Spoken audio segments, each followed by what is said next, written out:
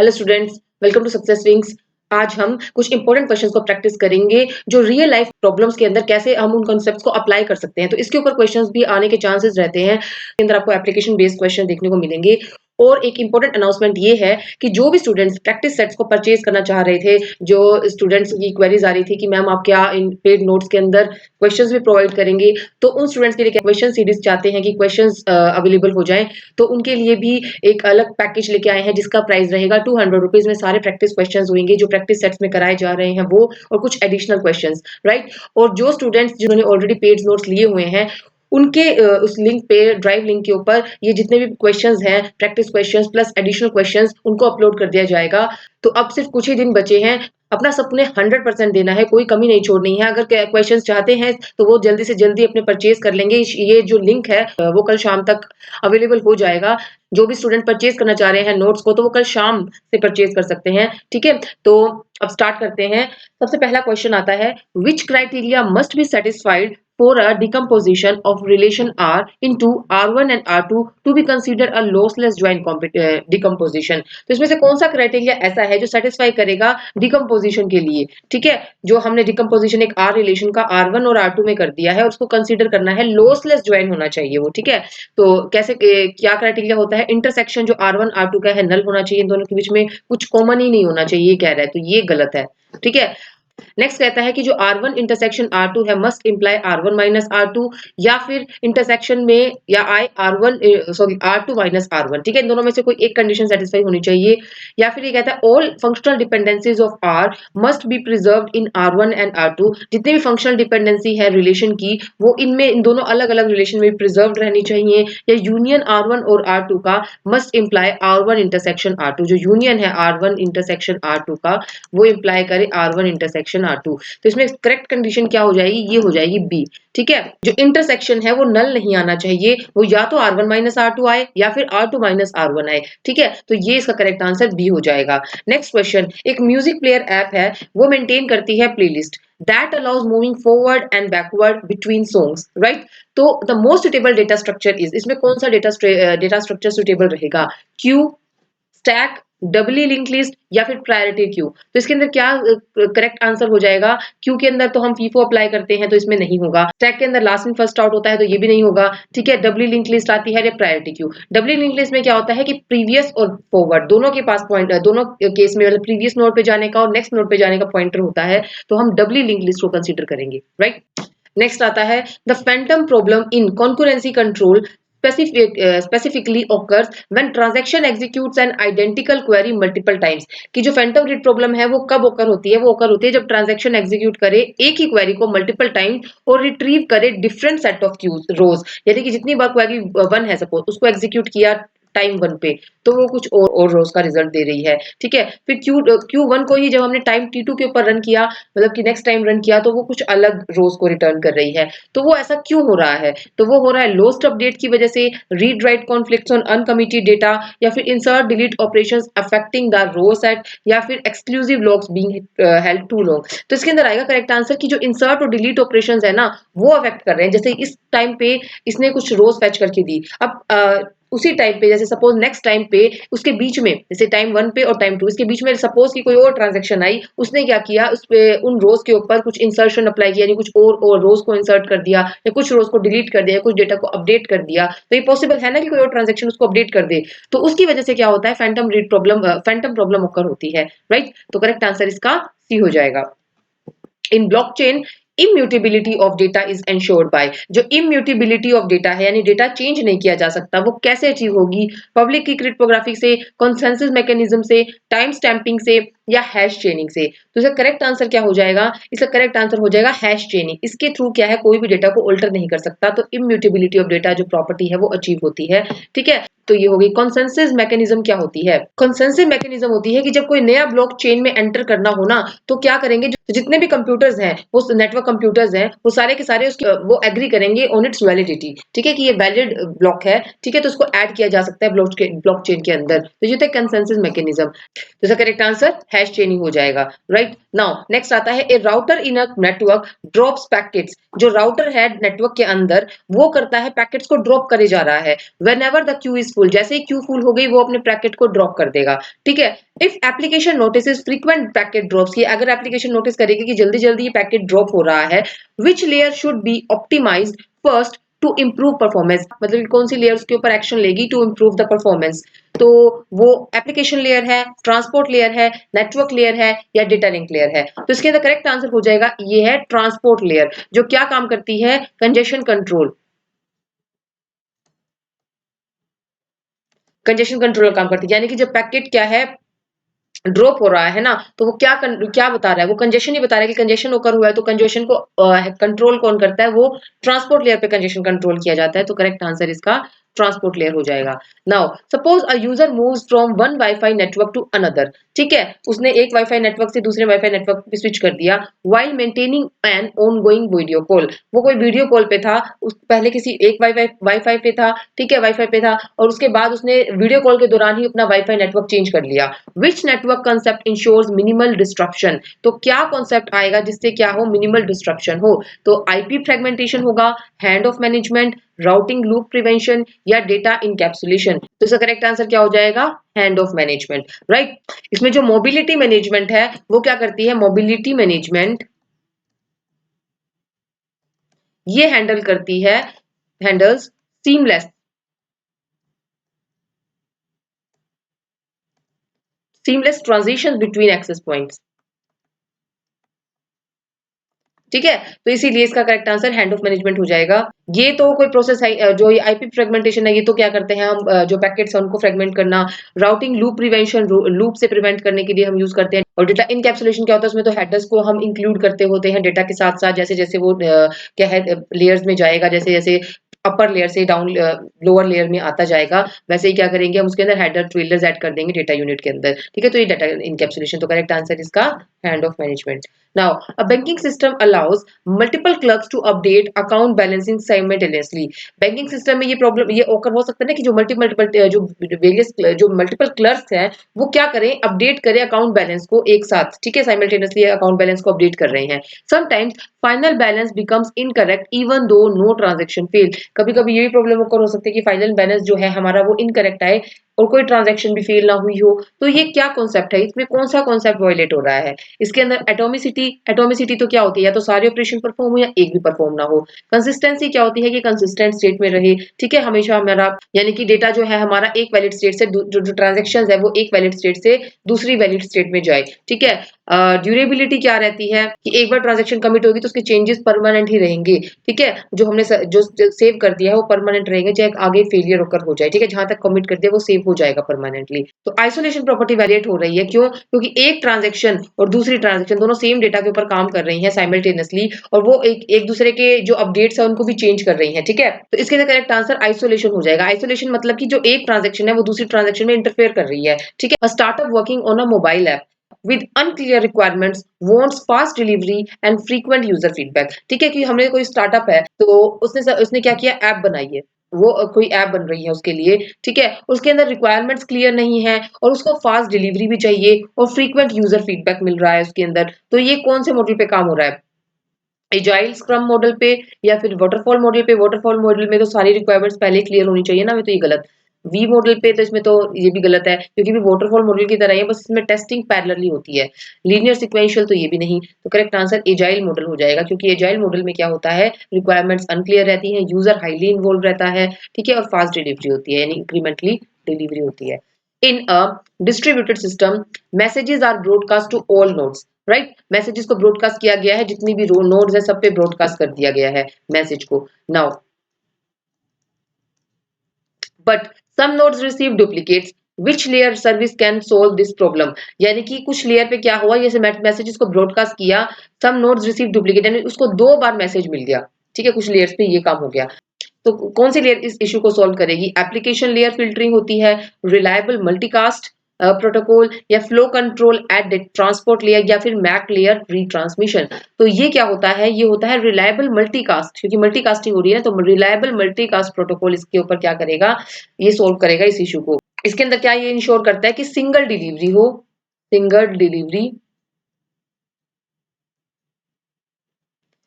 Delivery हो plus ordered, single हो और साथ में ऑर्डर डिलीवरी ऑफ जो पैकेट्स हैं वो होनी चाहिए, ठीक है। तो ये होगा reliable multicast protocol. Now a university database uses foreign key constraints between students and enrolments. दो टेबल्स हैं, स्टूडेंट और एनरोलमेंट, और उनके बीच में एक फॉरेन की है। If a student record is deleted, जैसे यहाँ पे स्टूडेंट है, ठीक है, और यहाँ पे एनरोलमेंट है। अब जो इसकी प्राइमरी की है वो यहाँ पर यूज की गई है, प्राइमरी की, ठीक है। अब ये कहते हैं कि स्टूडेंट टेबल में से हमें सपोज किसी स्टूडेंट का रिकॉर्ड डिलीट करना है, सपोज 10 उसका रोल नंबर है और प्राइमरी की रोल नंबर ही है, और यहाँ पे भी वो रोल नंबर 10 है वो यूज हो रहा है, ठीक है। तो हमने ये सपोज ये रिकॉर्ड डिलीट कर दिया, ठीक है। तो ये कहता है कि related enrolment records must also be deleted automatically. यहाँ पर भी ये वाला रिकॉर्ड है ना 10 के रिगार्डिंग जो भी यहाँ पे रो होगी वो डिलीट हो जाएगी। तो ये क्या है, ये विच रेफरेंशियल एक्शन इन्फोर्सेस दिस। तो ये ऑन डिलीट सेट नल है, या फिर ऑन डिलीट कास्केड, या ऑन अपडेट कास्केड, या ऑन डिलीट रिस्ट्रिक्ट। तो ये होता है ऑन डिलीट कास्केड। इसके ऊपर पहले भी क्वेश्चन हम देख चुके हैं, तो इसका करेक्ट आंसर इसका बी हो जाएगा।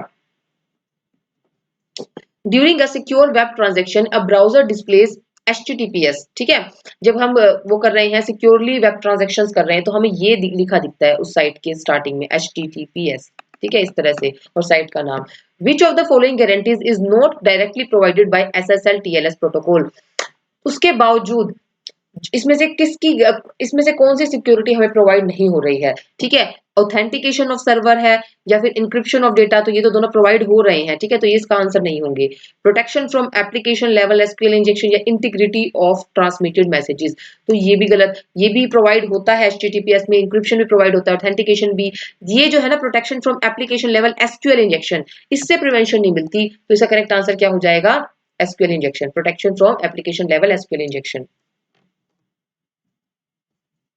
Now, you have a large data set that cannot fit into main memory, ठीक है। हमारे पास एक लार्ज डेटा सेट है जो मेन मेमोरी में फिट नहीं हो रहा है। विच sorting technique is best suited, उस केस में हम कौन सी sorting टेक्निक को चूज करेंगे। तो जो क्विक sort है वो तो इन मेमोरी, ये जो एल्गोरिदम है, क्विक सॉर्ट हो गई, हीप सॉर्ट हो गई, बबल सॉर्ट हो गई, ये सारी सारी अगर हम कुछ डेटा मेमोरी में और कुछ एलिमेंट्स हम डिस्क के अंदर इस तरह से प्लेस करेंगे तो उसमें प्रॉपर्ली वर्क नहीं करेगी, ठीक है। तो और ज्यादा कॉम्प्लेक्स हो जाएंगी ये सारी की सारी एल्गोरिदम्स, क्योंकि ये क्या है, इन मेमोरी सॉर्टिंग एल्गोरिदम है, वहां पर एफिशिएंटली वर्क करती हैं ये।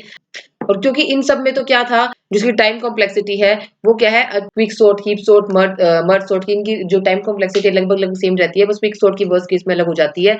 लेकिन इसके अंदर क्या है, बबल सॉर्ट की तो ओ एन स्क्वायर है, मतलब इन सबसे बहुत ज्यादा है। तो यानी कि वो अगर मेमोरी में भी है ना, तो मेमोरी में भी जब हम सॉर्टिंग कर रहे हैं तो वो वहां पे भी बहुत ज्यादा टाइम ले रही है। और अगर हमने आधा आधा डेटा तो हमने मेमोरी में, आधा डिस्क में, इस तरह से कर दिया, स्प्लिट कर दिया, क्योंकि मेन मेमोरी कम पड़ गई है। तो अगर हम इस तरह से करेंगे, मतलब बहुत ज्यादा लार्ज अमाउंट ऑफ डेटा ले लेंगे कि आधा मेमोरी में आ रहा है, आधा डिस्क में आ रहा है, तो ये और ज्यादा टाइम लेगी, ठीक है। तो ये बबल सॉर्ट भी गलत, हीप सॉर्ट भी और क्विक सॉर्ट भी। तो करेक्ट आंसर इसका हो जाएगा मर्ज सॉर्ट। मर्ज सॉर्ट में क्या है, हम पहले ही एक मेन जो जितने भी एलिमेंट्स है, लार्ज अमाउंट ऑफ एलिमेंट्स है हमारे पास, सपोज उसको सॉर्ट करना है, तो हम पहले स्प्लिट कर लेते हैं इसके अंदर। इसका इसका काम ही यही है, पहले स्प्लिट कर दो, उस अलग अलग डिवाइड किया उनको, ठीक है, उन डेटा को, और उसके बाद जैसे जैसे डेटा को डिवाइड करते जाओ, लास्ट में उनकी सॉर्टिंग करके फिर मर्जिंग करते जाओ। तो ये इसका कॉन्सेप्ट है। तो मर्ज सॉर्ट इसके लिए बेस्ट होगा। अगर बहुत लार्ज अमाउंट ऑफ डेटा है जो मेमोरी में नहीं आ पा रहा, तो हम चूज करेंगे मर्ज सॉर्ट को। अब bank keeps customer sensitive data on private servers, ठीक है। बैंक क्या करता है, कस्टमर सेंसिटिव डेटा को प्राइवेट सर्वर्स पे रख रहा है, बट यूजेस पब्लिक क्लाउड, लेकिन पब्लिक क्लाउड को यूज कर रहा है for analytics operations. What cloud model is this, ये कौन सा क्लाउड मॉडल है। पब्लिक है, पब्लिक में तो फिर प्राइवेट की भी, प्राइवेट सर्वर्स यूज कर रहा है, तो ये नहीं होगा। हाइब्रिड क्लाउड है, कम्युनिटी क्लाउड है, डिस्ट्रीब्यूटेड क्लाउड है, तो ये होगा हाइब्रिड क्लाउड। हाइब्रिड क्लाउड का कॉम्बिनेशन होता है प्राइवेट और पब्लिक दोनों का, तो इसका करेक्ट आंसर हाइब्रिड क्लाउड हो जाएगा। In a data centre multiple servers use load balances, ठीक है। जो डिफरेंट डिफरेंट सर्वर्स है वो यूज कर रहे हैं लोड बैलेंसिंग का, which layer primarily deals with distributing client request to the servers, की क्लाइंट रिक्वेस्ट को डिस्ट्रीब्यूट करना हो सर्वर्स पे, तो हम किस लेयर की हेल्प लेते हैं। तो physical layer, data link layer, transport और एप्लीकेशन लेयर, या फिर सेशन लेयर। तो ये यूज की जाती है लोड बैलेंसिंग के लिए, हम यूज करते हैं ट्रांसपोर्ट और एप्लीकेशन लेयर का, ठीक है। तो ट्रांसपोर्ट लेयर तो लोड बैलेंसर्स की तरह एक्ट करती है, लोड बैलेंसर्स ऑपरेट, और लोड बैलेंसिंग जो होती है वो ऑपरेट की जाएगी ट्रांसपोर्ट लेयर पे, लेयर 4 के ऊपर। और जो HTTP और HTTPS है, जिसमें क्लाइंट सर्वर को रिक्वेस्ट भेज रहा है, ठीक है, तो HTTPS या फिर HTTP के थ्रू वो रिक्वेस्ट सेंड की जाएगी। तो इसमें दोनों लेयर्स का काम आएगा, ट्रांसपोर्ट और application layer. Now, a DBA designs a schedule where transaction T1 reads data updated by uncommitted transaction T2. This may lead to, अब ये क्या है, जो डेटाबेस एडमिनिस्ट्रेटर है वो डिजाइन करता है एक शेड्यूल जहां पे T1 ट्रांजैक्शन है वो रीड कर रही है कोई डेटा, सपोज रीड कर रही है X डेटा को, ठीक है। नाउ जो अपडेटेड बाय T2 जो क्या है अनकमिटेड डाटा, इसने भी क्या किया, इसने रीड किया और उसको अपडेट कर दिया उस डेटा को, ठीक है। यहाँ पे राइट ऑपरेशन कर दिया और कमिट नहीं किया ऑपरेशन। तो दिस में लीड टू, अभी दोबारा से जब रीड करेगा अनकमिटेड डेटा को तो ये क्या है, ये क्या है, डर्टी रीड प्रॉब्लम है, ठीक है, क्योंकि इसने ऐसे डेटा को रीड कर लिया जो अनकमिटेड है। तो करेक्ट आंसर इसका डर्टी रीड प्रॉब्लम हो जाएगा। Now when an e-commerce company uses real time purchase data, वो यूज कर रही है रियल टाइम परचेज डेटा को, यानी कि जो बहुत फास्टली, जो क्योंकि रियल टाइम डेटा तो बहुत फास्ट वे में जनरेट हो रहा है ना, तो उसको परचेज कर लिया from million of users to recommend product, ताकि वो अपने प्रोडक्ट्स को रिकमेंड कर सके। It primarily leverages which big data characteristics, इसमें कौन सी बिग डेटा कैरेक्टरिस्टिक्स यूज हो रही है, वॉल्यूम ऑफ डेटा है कि हम वॉल्यूम ऑफ डेटा उठा रहे हैं, या वेलोसिटी या वैरायटी या वेरासिटी। तो इसके अंदर हम वेलोसिटी लेंगे, क्योंकि वेलोसिटी यानी कि बहुत स्पीडली डेटा जनरेट हो रहा है, रियल टाइम डेटा है ना वो ले रहा है वो, तो रियल टाइम डेटा के अंदर क्या आता है, वेलोसिटी, बहुत तेजी से डेटा जनरेट हो रहा है, उस डेटा को उठा रहा है, उसके बेस पे अपने प्रोडक्ट को रिकमेंड किया जा रहा है। तो ये क्या है, बी करेक्ट आंसर हो जाएगा। To enforce access control only authorised users can view salary info, यानी कि सिर्फ ऑथराइज्ड यूजर्स ही सैलरी इन्फो को देख सकते हैं। तो इसमें which database management system mechanism is the best, तो इसमें से कौन सी मैनेजमेंट सिस्टम हम डीबीएमएस जो मैकेनिज्म है वो कौन सी चूज करेंगे। इंटीग्रिटी कॉन्स्ट्रेंट है कि जिसके अंदर हमने क्या किया, इंटीग्रिटी कॉन्स्ट्रेंट जैसे प्राइमरी की, कैंडिडेट की, ये सब कुछ अप्लाई की है। ट्रिगर्स है, ट्रिगर के अंदर कुछ एक्टिविटी परफॉर्म होगी on the base of some event. Views with privilege control या स्टोर्ड प्रोसीजर्स, तो स्टोर्ड प्रोसीजर भी नहीं होगा, ट्रिगर्स भी नहीं होगा, इंटीग्रिटी कंस्ट्रेंट भी नहीं होगा, इसमें आएगा व्यूज विद प्रिविलेज कंट्रोल, ठीक है। हम जो सैलरी इन्फो देखना चाहता है तो हम क्या करेंगे, व्यू बना लेंगे उसका, और उसके अंदर हम क्या करेंगे, अलाउ करेंगे पर्टिकुलर उन्हीं यूजर्स को, और उसके अंदर व्यू के अंदर भी हम क्या करेंगे, सिर्फ एक क्वेरी लिखेंगे जिसमें सिर्फ सैलरी इन्फो होगी, सैलरी से रिलेटेड इन्फॉर्मेशन है वो फेच होके आ जाएगी और वो हम उसको शो करेंगे पर्टिकुलर उन्हीं यूजर्स को, ठीक है। तो करेक्ट आंसर इसका सी हो जाएगा। Now, Google Maps finding the fastest route is an example of, Google Map जो fastest route provide करता है वो किसकी हेल्प से करता है, divide and conquer technique use करके, या फिर ग्रीडी एल्गोरिथम यूज होती है उस पे, या बैक ट्रैकिंग या डायनेमिक प्रोग्रामिंग। तो इसके अंदर ग्रीडी एल्गोरिथम यूज होती है, ठीक है, और ग्रीडी एल्गोरिथम में भी ज्यादातर यूज होती है डिक्स्ट्रो एल्गोरिथम, ठीक है, तो ये भी पता होना चाहिए आपको। Now a student uses public wifi to access her bank, right, public wifi use कर रहा है एक student, which protocol ensures her credentials are not read by attacker on the same network. तो इसमें हम कौन सा यूज करें, वो पब्लिक वाईफाई यूज कर रहा है तो क्या इसके अंदर क्या, विच प्रोटोकॉल इंश्योर कि उसके जो क्रेडेंशियल्स है, उसका डेटा है वो अटैकर तक ना पहुंचे, अटैकर स्टील ना करे, तो वो HTTP, FTP, HTTPS या फिर टेलनेट, तो वो होता है HTTPS, ठीक है। A company uses symmetric key encryption for internal file transfer. Internal file transfer के लिए वो symmetric key encryption को चूज किया उसने कंपनी ने। One employee leaves the organization. अब जो ये काम कर रहे थे ना एम्प्लॉयज, उसमें से एक एम्प्लॉय छोड़ के चला गया। What must be done to maintain data confidentiality? क्योंकि जो की है वो किसी के पास नहीं जानी चाहिए, वो पर्सन चला गया तो मे बी वो पर्सन जब कंपनी छोड़ के चला गया है तो वो की किसी और को बता सकता है ना, तो कॉन्फिडेंशियलिटी चली जाएगी। तो उसके लिए हमें क्या करना चाहिए, तो nothing as encryption ensure safety, कुछ भी ना करो, ठीक है, या फिर changes the encryption key and redistribute to valid user, या रीइंस्टॉल करो सारे सॉफ्टवेयर को, या ब्लॉक करो यूजर को एट फायरवॉल ओनली, उस यूजर को ब्लॉक कर दो। तो करेक्ट आंसर हो जाएगा कि चेंज करो इंक्रिप्शन की को चेंज करो और उसको फिर से प्रोवाइड कर दो, जो वैलिड यूजर्स हैं जो उस पर काम कर रहे हैं उसको, वैलिड यूजर्स को वो की प्रोवाइड कर दो चेंज करके, ठीक है। तो करेक्ट आंसर इसका बी हो जाएगा। A login module is tested with both valid and invalid credentials to check behavior, ठीक है। लॉगिन मॉड्यूल है उसको टेस्ट करना है, उसके वैलिड और इनवैलिड क्रेडेंशियल्स, यानी कि लॉगिन में हम क्या करते हैं, यूजर नेम पासवर्ड यही डालते हैं ना, तो वो अलग अलग डाल के देखे जाएंगे, उसको चेकिंग करना है। तो ये कौन से टाइप की टेस्टिंग है, व्हाइट बॉक्स टेस्टिंग है, ग्रे बॉक्स टेस्टिंग है, ब्लैक बॉक्स है, या रिग्रेशन टेस्टिंग है। तो क्योंकि हम इसमें इनपुट अलग अलग डाल के चेक कर रहे हैं कि लॉगिन प्रॉपरली वर्क हो रहा है कि नहीं हो रहा, तो हम क्या करेंगे इसके अंदर, इसका करेक्ट आंसर हो जाएगा ब्लैक बॉक्स टेस्टिंग। अ sorting algorithm takes O n log n time, ठीक है, वो इतना टाइम लेती है एक sorting algorithm. When input size double, जब input size डबल हो जाएगा, running time approximately, तो जब input का size डबल हो रहा है, यानी कि जो हमारा ये है, इसके अंदर ये डबल हो रहा है 2n log n, ये भी 2n हो जाएगा, ठीक है, ये हो रहा है डबल हो रहा है, यानी तो हमारा रनिंग टाइम क्या होगा, रनिंग टाइम अप्रोक्सीमेटली डबल होगा, या फिर इंक्रीजेस बाय log n, या फिर लेस देन डबल्स, या फिर more than doubles but less than quadruples, quadruple यानी कि 4 टाइम्स, ठीक है, तो ये क्या होगा, करेक्ट आंसर हो जाएगा डी, क्योंकि देखिए यहाँ पे देख रहे हैं हम कि 2n डबल तो हो गया, लेकिन ये 4 टाइम्स तो नहीं हुआ ना, 4 टाइम्स नहीं हुआ, और ये 3 क्या है, डबल और 4 टाइम्स इसके बीच में ही है, कि 4 टाइम्स यानी क्वाड्रपल से लेस देन है और डबल से ग्रेटर है, तो इसका करेक्ट आंसर क्या हो जाएगा, डी.